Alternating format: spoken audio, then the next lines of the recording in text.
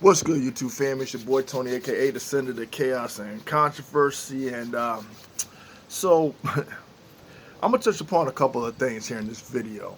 One is going to be me responding to um, a comment by Cari, who had asked, can your platform be based around talking about subjects such as racism? Some of my videos, if you go down the rabbit hole of the videos that I've already got in my archives, it does touch upon that, and it is to spark the conversations that some try to deflect from, some don't want to have, some try to be dismissive of, try to make excuses for, whatever the case may be, which is going to roll into me talking about something else later on in this video. Um, but the one thing I want to make clear is that I don't, when discussing these issues or topics that revolve around race or issues that discuss racism and stuff like that, it isn't to make white people feel guilty. Because a lot of what is not touched upon is the part in history that white people have played or been instrumental in helping blacks achieve a sense of equality, getting, their fair place here in this country, where as it initially started, we was property. You know, we wasn't looked at as being human. We wasn't looked at as being worthy of the equality compared to our white counterparts. Okay, so that could be understood. Now, to get into the other conversation that I want to discuss, I was just watching the bullpen, um, and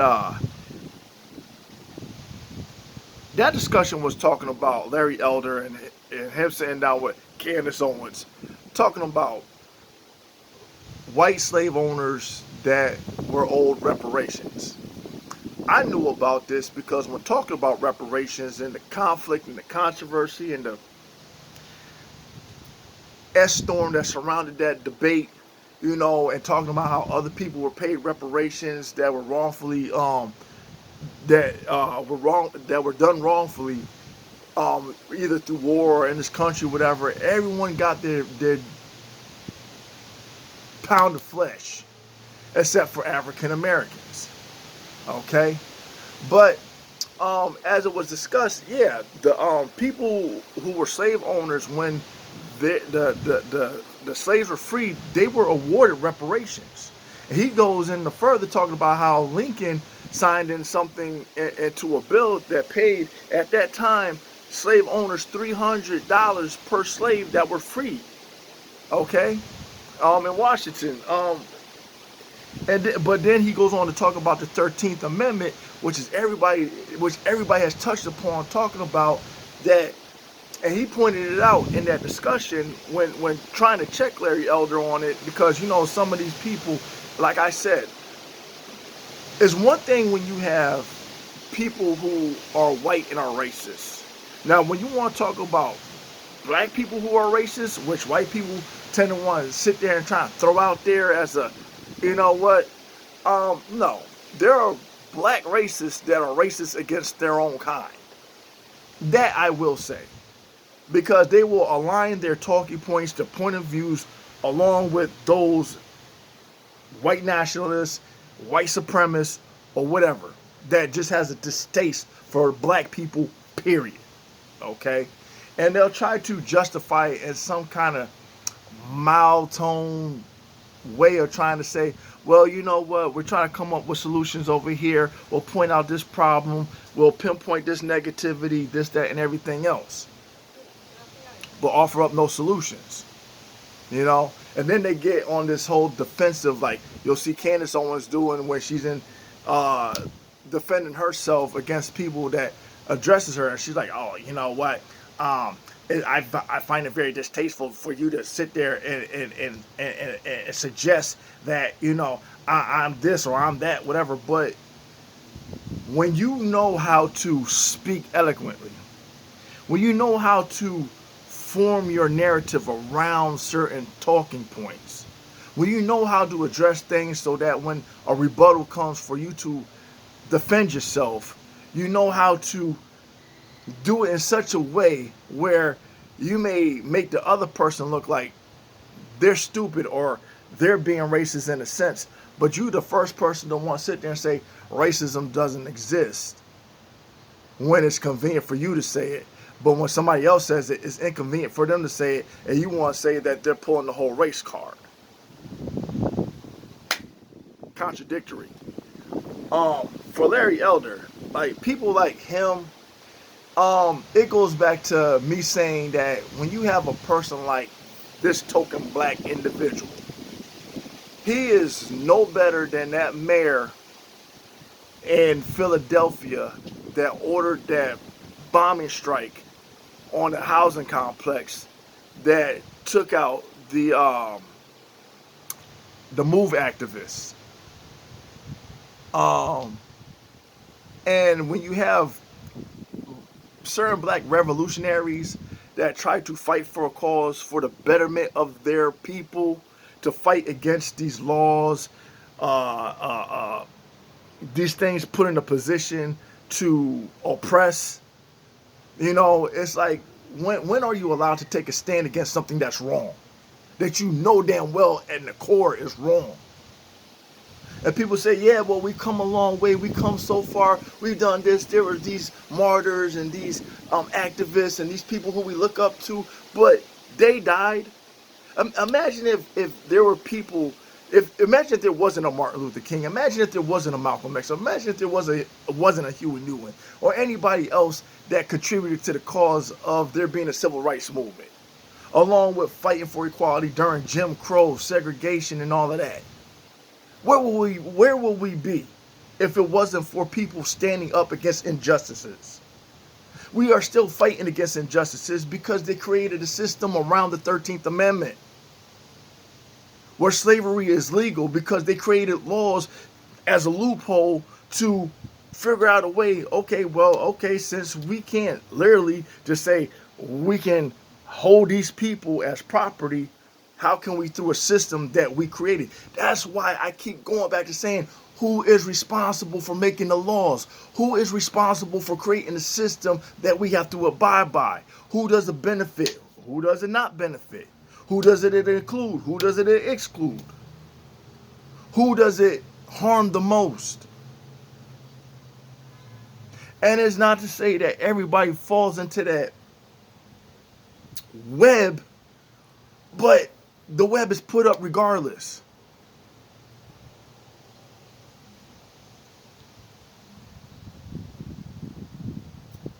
And sad to say, some, on an unfortunate level, black folks are the flies that get caught up in that web. Even if you point out certain things to say, you point out the signs to say, hey, danger ahead. Proceed with caution. Be aware, be careful. Don't go down this path. Don't entertain this. Don't entertain that. It's a setup. But again, the sad part about it is it also comes down to choices that we make. And a lot of the times we get caught up in making the wrong choices.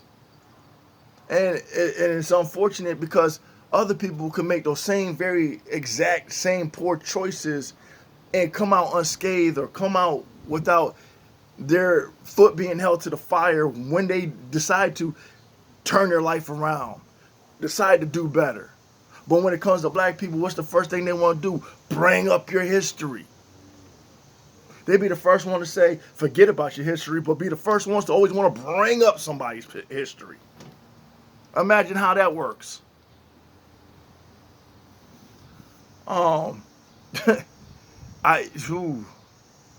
It's like you don't want to get me started because I could point out the loopholes, the inconsistencies, the hypocrisies, the contradictions, and a lot of people's narratives. But when you're smart enough to pick up on the details because you paid attention to the details, they want you to remain ignorant because they feel that their fast talking ways can somehow trip you up so that you'll be like, and you'll fall for it. And that's the reason why. And then you got these people, it's sad to say, unfortunately, a lot of people are like-minded, like the Brandon Tatums, the Candence Owens, or the ABLs. you know, and they'll make excuses for their rhetoric.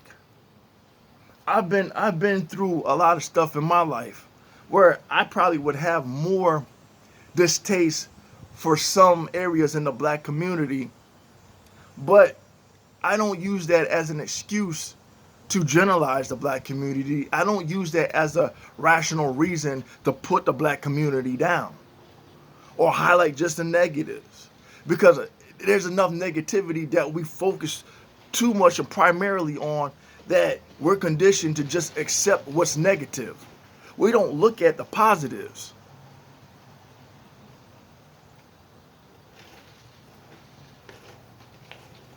We don't look at the success rate in those that graduate college, those that partake in being patriots in the U.S. military, that go on to be scientists, even go on to playing their role and going into the communities as being law enforcement.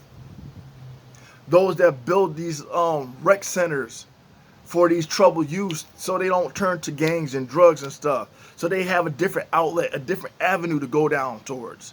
That takes some of the funding, that takes some of the charities, the donations to get these places running. You don't hear a Candence Owens or a Brandon Tatum talking about, oh yeah, well, we made this contribution and this donation to this little rec, whatever, to help the untroubled youth in these areas. No, you don't hear. They talk about, what can we do for the white community? F the black community. They're a lost cause, while the people in the trenches are trying to fix a problem, not making excuses or pointing the fingers all the time. Maurice is a good example for that. I know when I was in Houston, I was working for a ministry to help people get off the streets, get off the drugs. Talking to them, been down that path. Talking to these young individuals, telling them, hey, don't be in these domestic relationships. I've been down that road. The system does not favor you, especially if you involve with people outside of your race. No, they do not. Because all it takes is for them to say you done did something, knowing damn well you didn't, and you're caught up in that bullshit. And I can say that even though I am a person that's mixed and biracial myself, I seen shit for what it's worth. I seen how people utilize and weaponize the cops against people of color because they are aware of how cops treat people of color under certain circumstances. I've dealt with that with my son's mother, but it backfired on her. Now who got custody of my kid?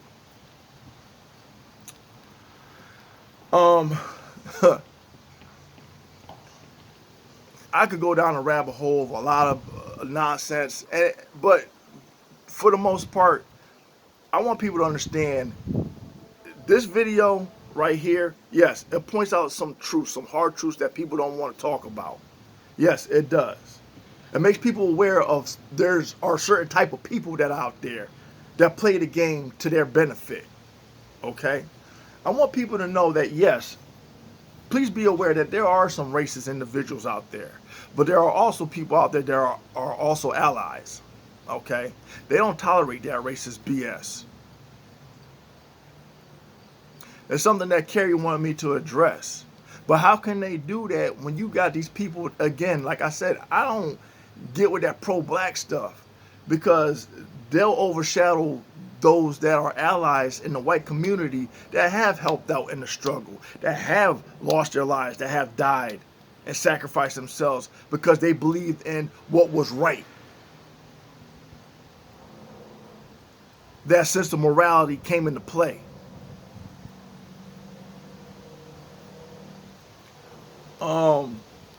And it's not to sit there and say white people need to feel guilty of that, because when it comes to these laws, it's the responsibility of the government to correct the wrongs that was done in this country. It's not to point the finger and lay blame on every single white person that Some of their ancestors may have been responsible. Some of these people are also immigrants to this country that came in after the fact. People don't take into consideration those facts right there. There are white people. If this is the reason why CRT, if it's designed and done correctly, should involve all the details, not just what points out what happened to black people, but what happened to other people in other cultures that were done wrong in this country.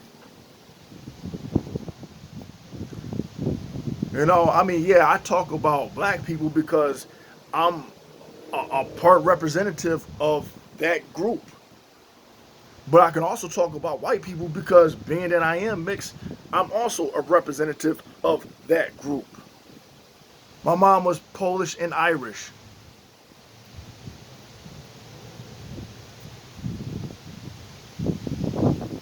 When I try to talk and touch upon these topics with fairness.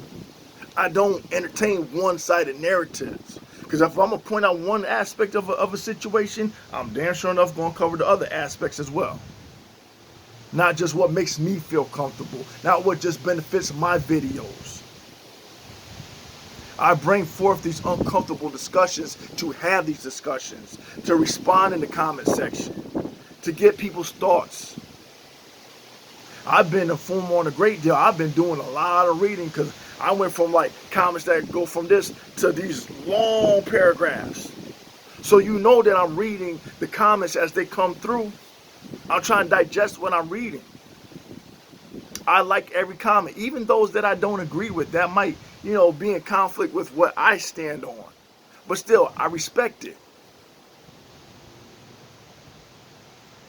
Also, I want to give a thanks to the followers that, because I did videos reacting to Bo of the Fifth Column, a lot of those followers have subscribed to me. I was not anticipating that.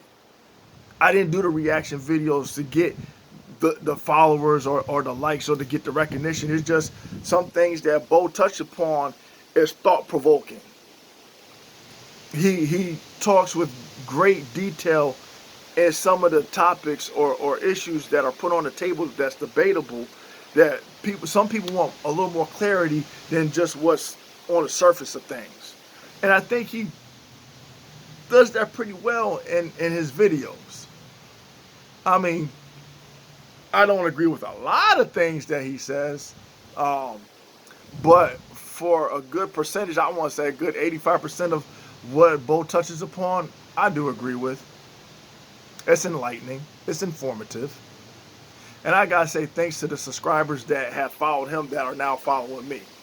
As I said with Ricky Manor and his followers that, you know, I follow them, him, and they have turned around and followed me. Much appreciation and much thanks.